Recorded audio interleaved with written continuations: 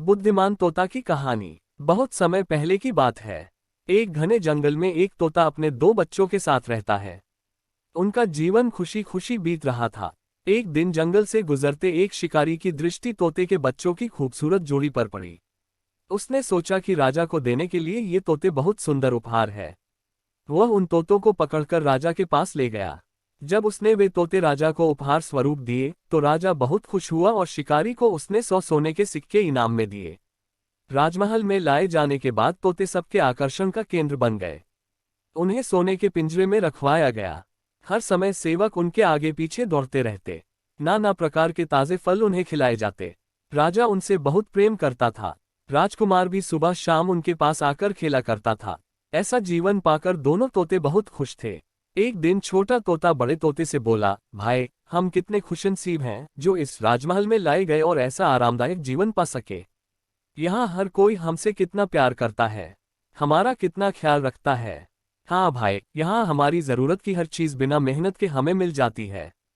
हमारा जीवन पहले से अधिक आरामदायक हो गया है।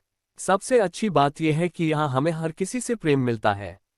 तोते को राजमहल का आनंदपूर्ण जीवन बहुत रास आ रहा था।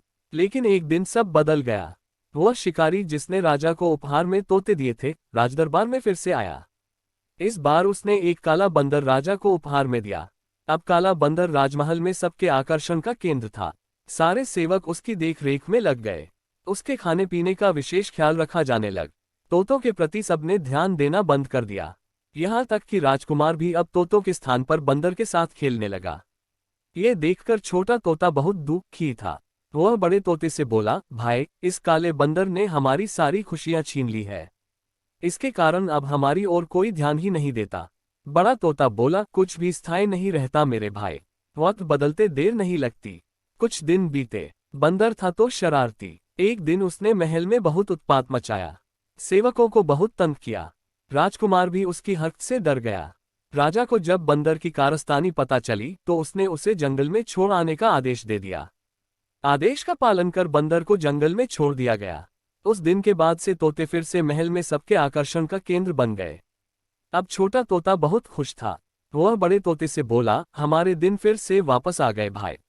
बड़ा तोता बोला, याद रखो मेरे भाई, समय कभी एक जैसा नहीं रहता।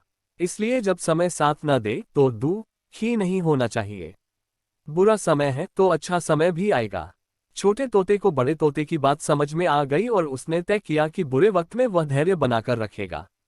कहानी आपको अवश्य पसंद आई होगी। कृपया कमेंट के माध्यम से अवश्य बताएं। आपके किसी भी प्रश्न एवं सुझावों का स्वागत है। कृपया शेयर करें और सब्सक्राइब करें।